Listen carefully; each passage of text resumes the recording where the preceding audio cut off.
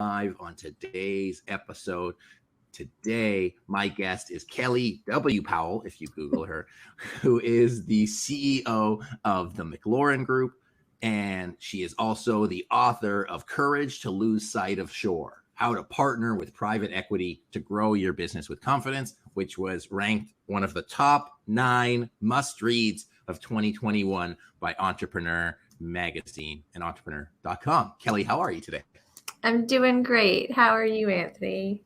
Oh, I'm fantastic. I'm super grateful. I know that was a really long intro. I didn't even talk about all of the experience you have in your technical field, which I'll allow you to do, but I'm just so excited to be able to speak with you and so grateful to have you sharing with us. So maybe you can do a little bit of intro to fill in the gaps of anything that I might have missed so far. Yeah, no, I think you did perfect. And we'll talk about it along the way. I mean, MacLaurin Group, we're a technology operating partner for private equity. We've been on executive teams for private equity firms, been very fortunate to be a part of that fun ride. We've been partners at private equity firms themselves. And so we enjoy helping founders and supporting companies in taking that expertise and with a lens that has kind of that private equity investor to be able to look and grow, but to utilize technology to do that. So looking forward to talking to you about that today. Awesome. Well, I'm excited. So tell me, in terms of the technical background that you have, because you've worked in so many different industries, a lot in technology and immersion technology, what would you say is the number one problem that you solve for people, and sort of why is it important and relevant to strategy and leadership? Oh, you're going to make me pick one? That's an unfair right out of the gate. You can start with one. You didn't think this was going to be easy, did you? Well, I think, so I'm going to answer the question from right now with what we're seeing. I think one of the things that 2020 certainly, showed all of us is that we've got to be able to utilize, being in the cloud in the right way, being able to reach the customers, even though you're not in the office. I'm in the office today, but many of us have been working from home and serving your customers in a way that you can still continue to deliver your products and services to them.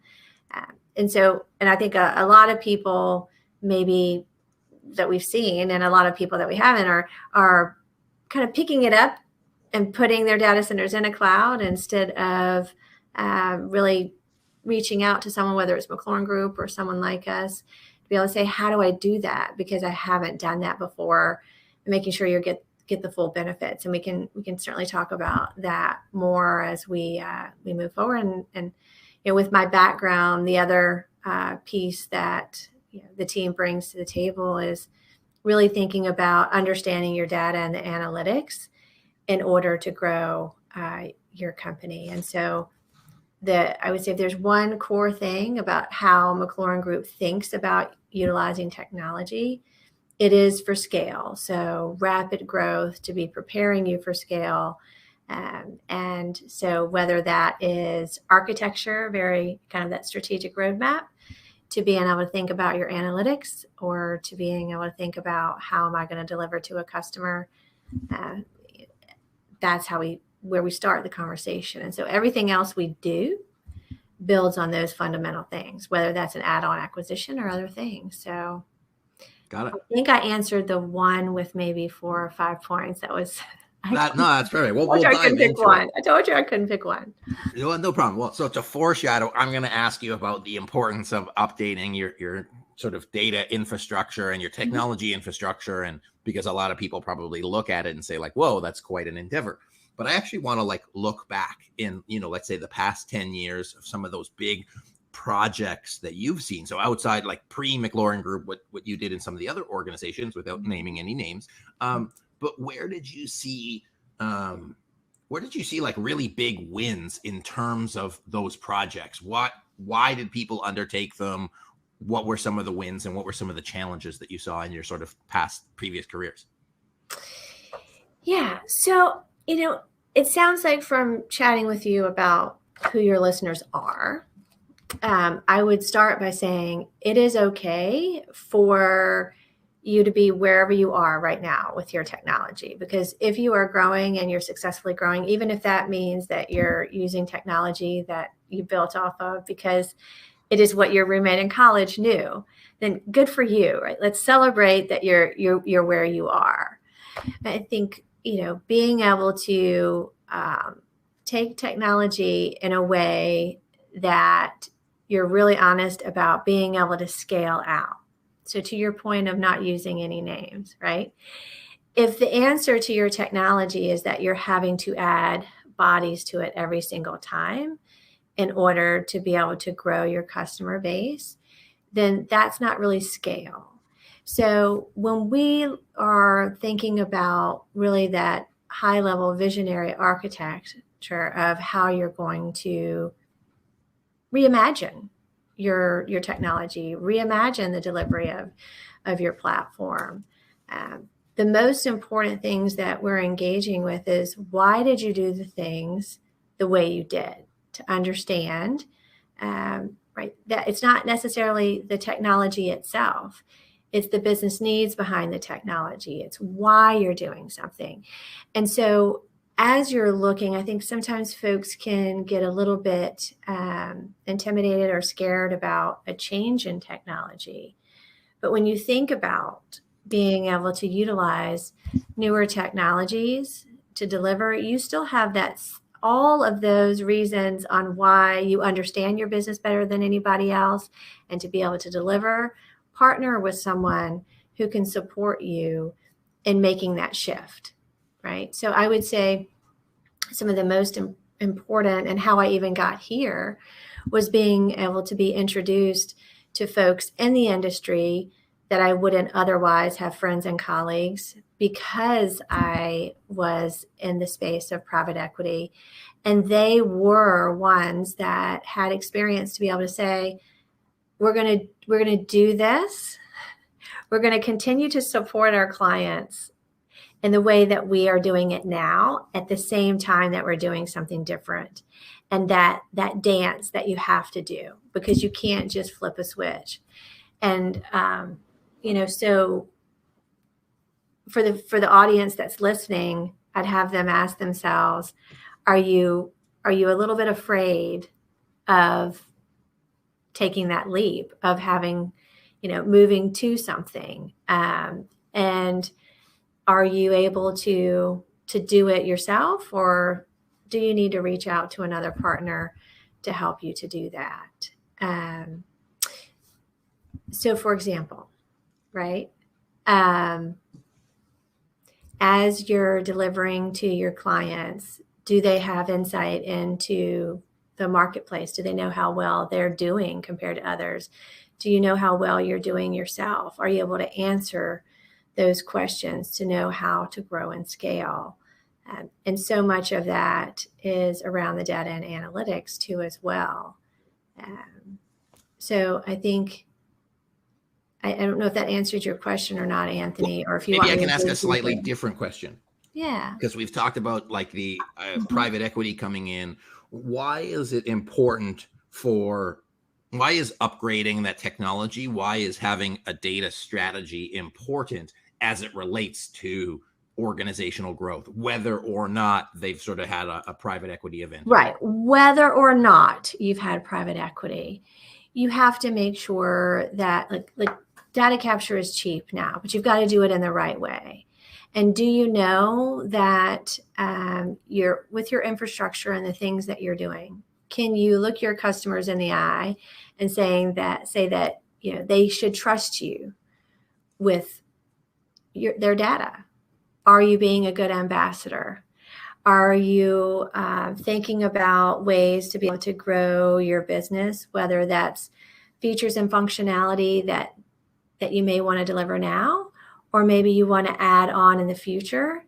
So are you building out your architecture right now in a way that if a client has a need, is that very difficult for you to be able to change and adjust and add on? Or have you thought about your architecture in a way where you can layer in whether it's new features, new functionality, new product lines, to be able to grow your company? Or have you done it in such a way that it's really rigid? A lot of the legacy systems that are out there, they're so rigid that even thinking about doing something new is prohibitive. So you can't, maybe the way that you've done it, you are going to now implement so much risk and things that could go wrong with the system that you have in place that you're not even willing to now do something to support the customer. And so if that is the case, then you're stuck. And so being able to then now have someone look at your architecture in a way, right? Regardless of private equity, we will support founders and business owners that aren't in the private equity space because they are looking at being able to grow their company. And they want someone to come in, and we call it a reverse due diligence, where we'll come in and we'll look at the technology with you and talk to you about a strategic roadmap and things that you can do. And Anthony, don't get me wrong, I do not agree with just implementing technology for the sake of technology. No, it needs to be aligned with what is your strategy. How do you want to grow? What is it you want to do? I think what's been the most fun during this past year of 2020 is being able to support folks as they've thought about completely reimagining their platforms in ways that they wouldn't have otherwise had we not had a pandemic. And those are supporting some clients that aren't even in the private equity space, but know that they want to be able to compete on a level where they're growing and scaling their businesses and delivering to customers. And so maybe they are thinking about it like an investor mindset, even though they aren't private equity. So what would you say, like they're getting really practical on the ground without giving anybody's secret sauce away? What were some of those catalyst questions that got them on the path to being able to think about reimagining technology? Because obviously it's a big endeavor. It has to be kickstarted even before somebody talks like with you or a company like yours. So what are some of those questions that people can ask themselves or bring to their management teams to start reflecting on, hey, is our technology sufficient to get us to where we want to go? Can you maybe give 2 or 3 really practical examples? Yeah. So even for some of the folks who say they're in the cloud, like, are you still having, like during this past year, did you still have to have somebody go into the office and reboot a server? If you did, then okay. You really aren't. Be able to ask yourself when you talk about being able to increase sales, and you're going to have right, Anthony, when you talk to people say, yes, sign me up. Are you looking across whoever is your technology, who's responsible for your technology, and they're saying, no, we can't scale, we can't do that, we can't grow, we can't take on customers? If those are the answers that you have, then okay, no, you're not really at a place where you can scale. I think so if it's more of a, because you mentioned a rigid system, what if it's like not that bad? And I think that's probably where a lot of people are in. They're like, oh, our technology's okay. It's not great, but it's not that bad. What sort of advice would you give to them to be able to like embark on that? Because from what I understand, you can't build your tech for now. You have to build it for like 3-5 years down the line. So how do people start that journey of reflection? Yeah. And so one of the examples I use in the book, I talk about kind of like the home inspection when you think about that, right? So by seeking someone like MacLaurin Group, you can have someone come in and have an honest assessment and be really honest about everything that you have and what's working and what isn't. And you can decide, just like when you're putting your house up for sale, these are things I want to fix because I know like nobody needs to see that. We need to fix that. That sink that has been dripping for the last 5 years, but I've just held a cup under it. But it literally would take someone an hour to fix, and we move on. Same thing with your technology. Like If there are things that you know, that technical debt that you know that you've been needing to fix, it just has never been a priority, but it sure would make life a lot simpler.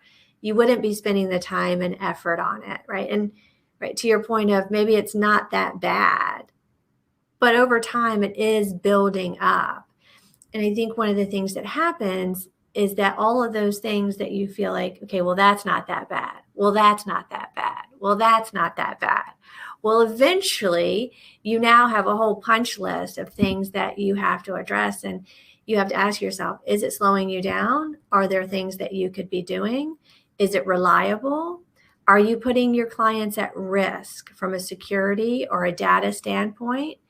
And all of those questions, if you're answering those questions and you're unsure, right, the result of if you were to have something go wrong, whether it's lose a customer's data, be exposed, get something wrong for a client. If all of those things, if it's not that bad, but you're putting yourself at risk, then it really is that bad. And if you as a company are not able to potentially deliver your services to your clients, then you need to do that. But I think one of the not that bad, those are all scary things of why I shouldn't do it because it's okay. And all of those things are really important.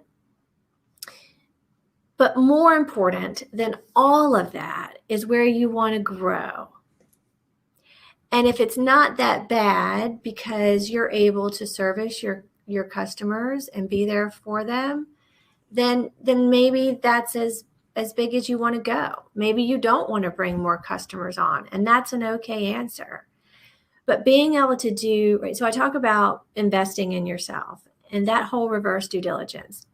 Very rarely do we wait until we're going to sell our home to be able to do a home inspection, and then somebody comes in and says, this is wrong with this electrical outlet, it's a risk. Just think about if we did that more often ourselves. Went in, it's like, oh, wow, okay, now I've fixed things in my house that I could have otherwise done.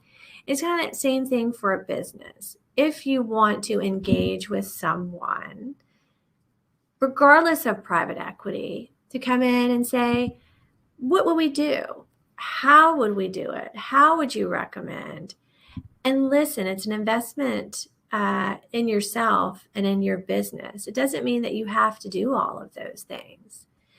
But if you don't know what's possible with technology, and it could be that the investments that you're making, you could do something for the same cost of what you're doing now, but in a better way, because now you've explored, what does it mean? How can I do that? And not having to hire someone full time to be able to know that you're hiring the right positions to be able to support a new technology. That's really important too as well, because if you haven't done a shift, say from a legacy system that's on-prem to now moving to the cloud, what is it? Do you either invest in the team that you have, or what is it that you need to do to hire additional talent? But you don't want to have to hire people that maybe you don't need full time, right? Maybe they're American. If I can just jump into a couple things that I heard. So I heard one, that's right. Taking the time. So I think whether that's being on a board, being a CEO, or being on a leadership team, to be able to do that, what I heard was like technical due diligence, like do an assessment at regular cadence to say, hey, is our tech stack, for lack of a better term, supporting our goals now? Are they supporting our service delivery goals, our value creation goals, and our long-term goals? Did I get that part? Okay. I also heard, is it reliable? And I saw a cool post from HubSpot the other day comparing themselves to other sort of software solutions. And they're like, we built everything natively versus this has been cobbled together by acquisitions. And I thought that was a really cool value proposition benefit. And it sounds like part of that is like, well, are you cobbling a bunch of legacy systems together like a big matzo ball? Or are you actually building something intentional as a way to say, okay, well, is it reliable? Right. And sometimes cobbling is not bad. But you need to make that assessment, right, on whether or not that should be integrated, how it should be integrated, or right, to your point of, now we've got so many things that we've cobbled along the way that we don't even recognize the thing that we have. Yeah, right? I get that. And are you putting more effort and investment into that than to move forward and completely reimagining the product and the platform and the delivery in order to do that? And I think right now, if you haven't started to think about it that way, right, why not? Because if ever there was a moment to do that, this past year has been that moment of being able to say, look, I want to protect the clients that I have. I want to grow my business, and I want to do that to be able to deliver to my clients. But there are also, go ahead. No, I was just saying, well, one of the things that we talked about when we started pre-rolling was, about, the value creation that this type of technical investment can provide. And, right. An organization that we both know of and that are involved in, the Association for Corporate Growth, they're all middle market companies that, for them to get to that next level, because that's sort of the goal for many companies, hey, what do we need to do?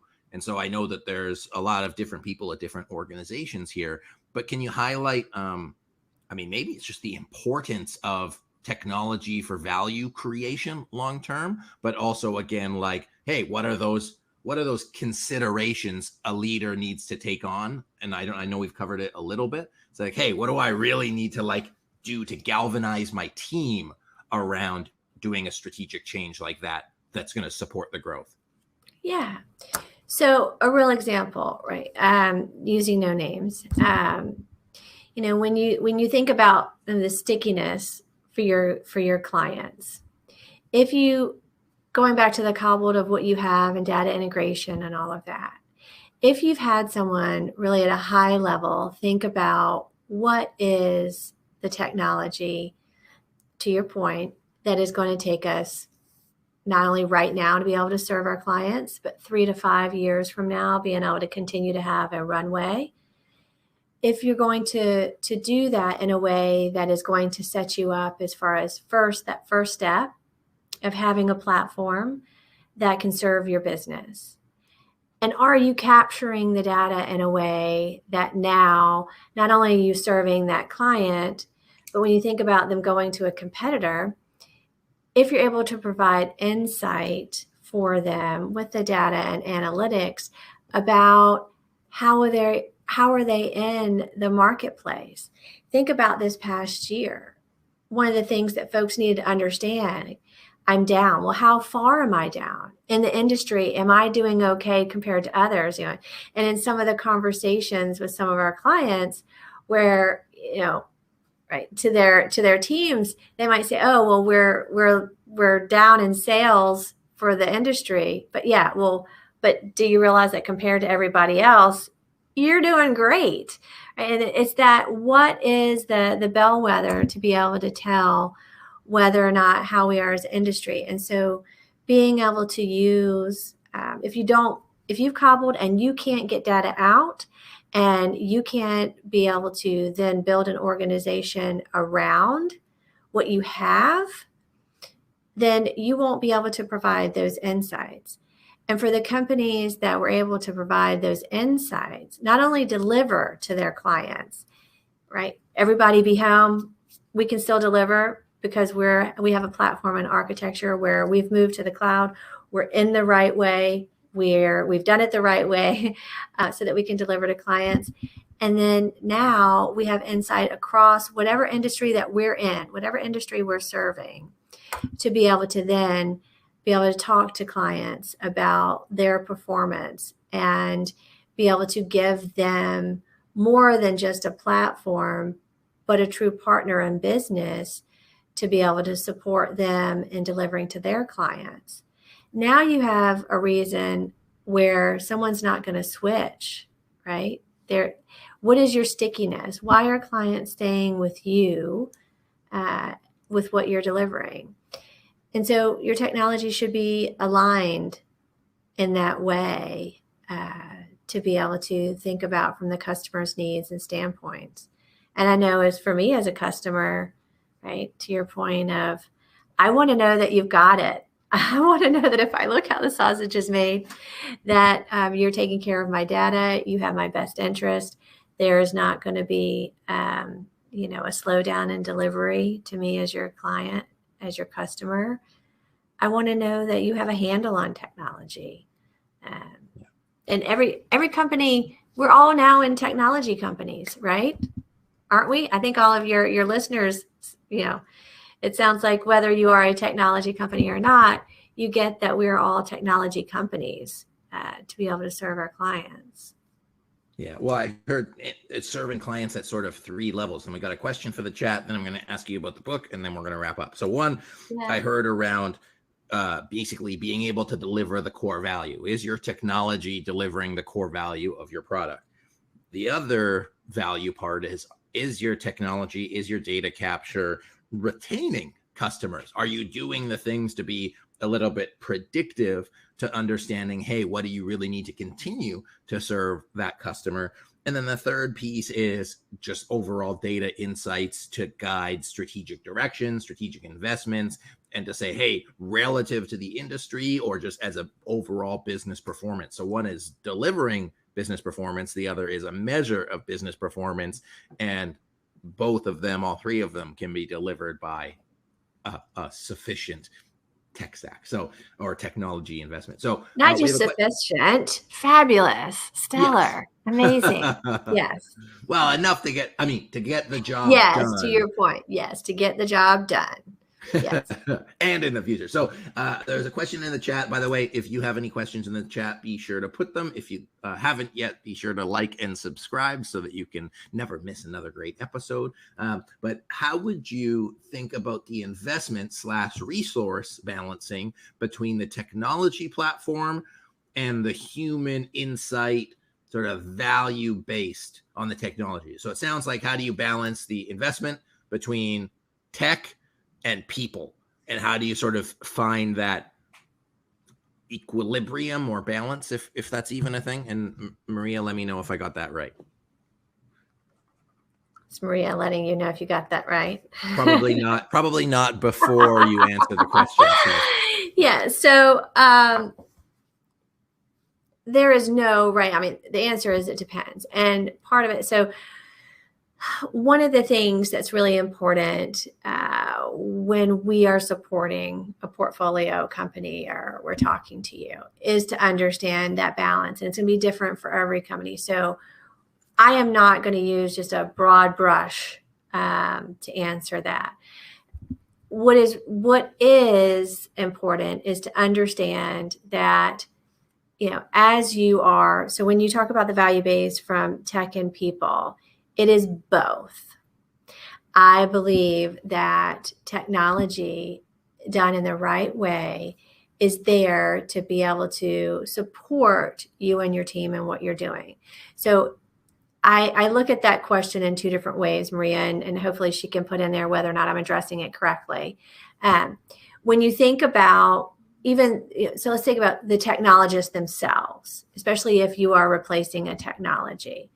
To be able to be a part of a team that is now moving forward on technology, as technologists, we're constantly changing. To be able to spend your day using the best use of value of your time for why you are the most valuable.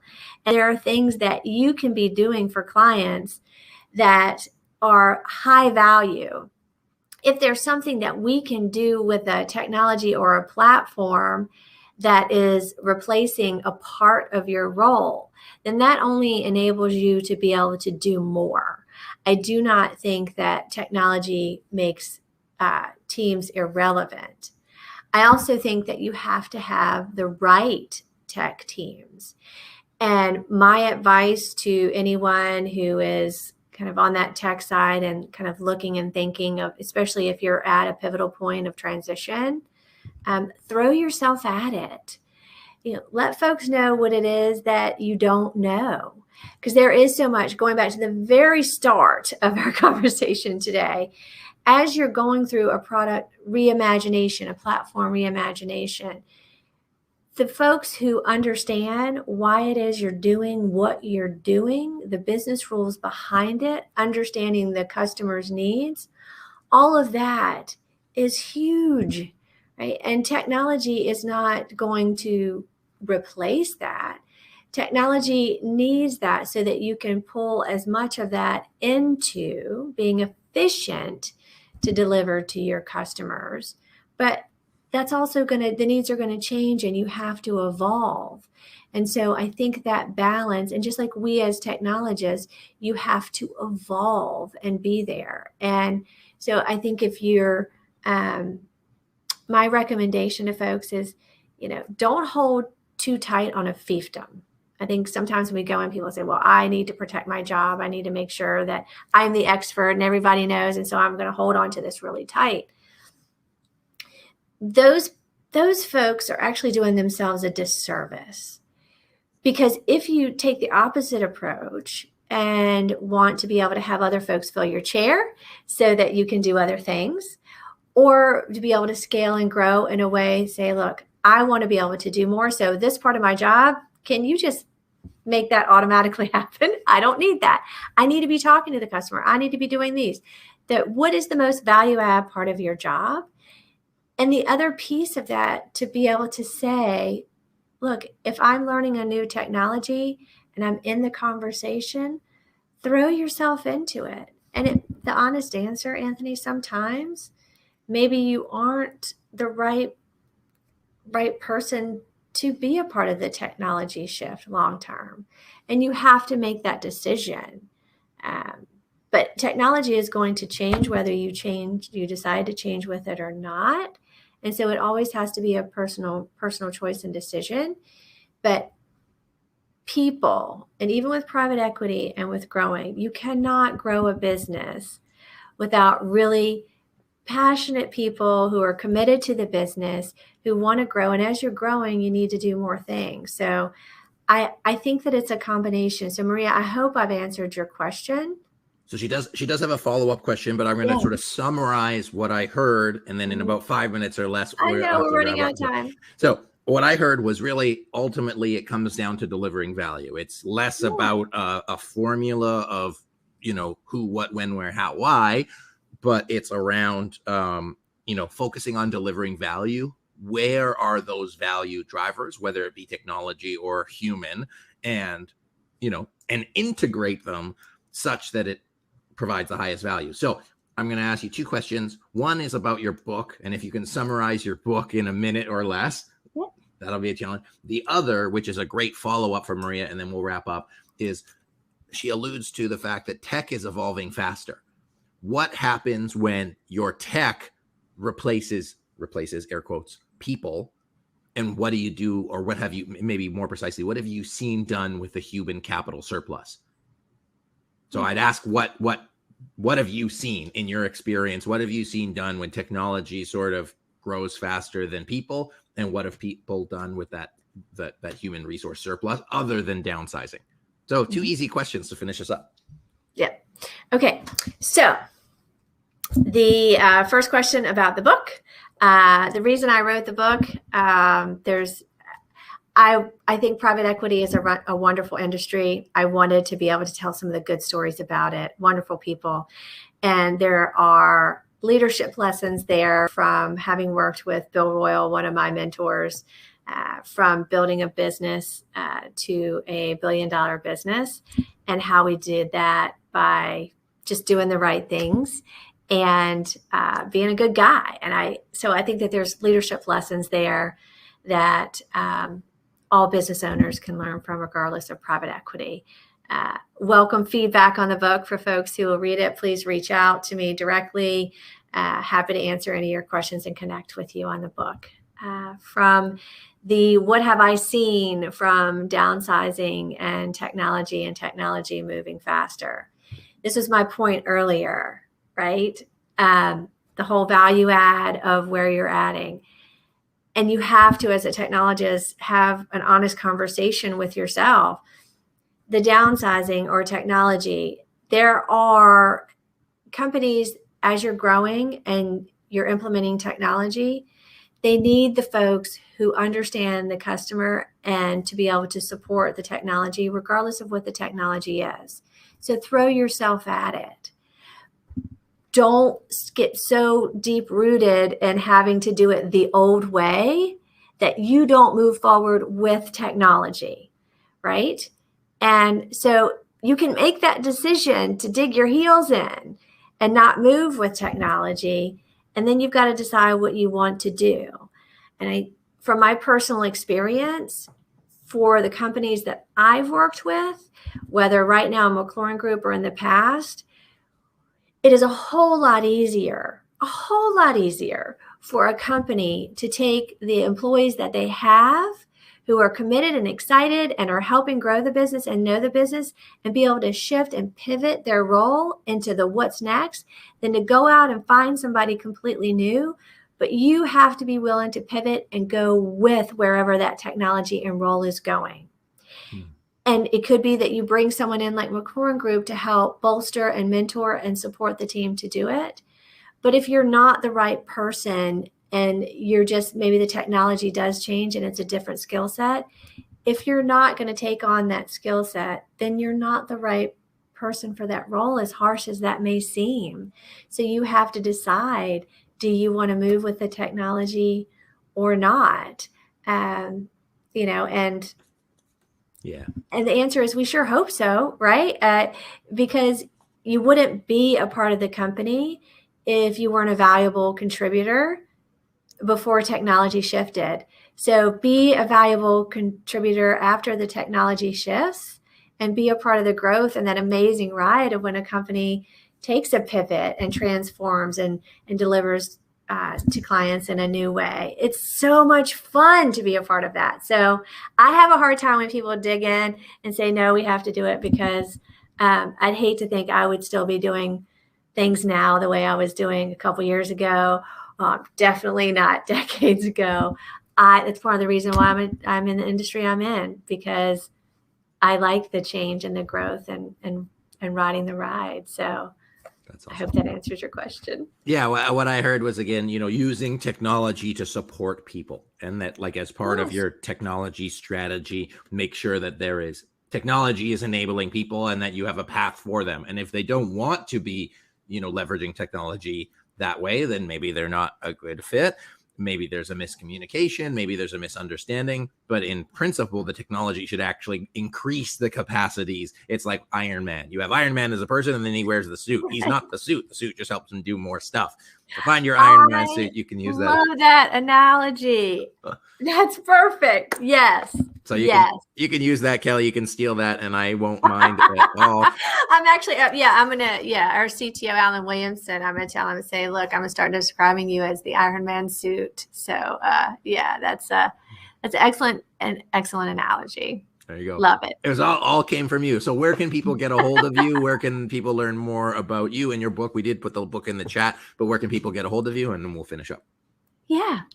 So you can reach me at Kelley at MacLaurin-group.com. And I am on LinkedIn. I know you're going to put that in the chat too as well. Welcome you to reach out, share thoughts, follow up from today, as well as anything from reading the book, what you agree with and also what you disagree with. I'm always interested in having a conversation with different perspectives. I think it makes us all more successful as we come together. Absolutely. So, Anthony, thank you so much. It's always fun to talk to you, and I appreciate the energy that you bring to conversations and the support that you do in your network. So thank you so much for being you. Well, it's my pleasure to be me, and it's also my pleasure to have had the opportunity to share with you. So, Kelley, thank you again for joining us today. It's been a blast. Ladies and gentlemen, folks, if you enjoyed today's podcast, be sure to like and subscribe. If you are embarking on the technology and a reimagination, I really like that word, looking at what is possible for your technology and looking for a partner in that, be sure to reach out to Kelley and the MacLaurin Group. If you have somebody who is embarking on the journey at all, send them this podcast so they can reflect on it. I hope you enjoyed it. Thanks so much for being here. My guest today is Kelley W. Powell, if you search, because there's a different Kelley Powell. Kelley Powell from the MacLaurin Group, CEO and partner. She is also the author of the best-selling book, Courage to Lose Sight of Shore, How to Partner with Private Equity to Grow Your Business with Confidence. Kelley, thank you again for joining us today. Thanks, Anthony. Bye, everyone. My name is Anthony Taylor. This has been the Strategy and Leadership Podcast. Thanks so much for joining us, and until next time.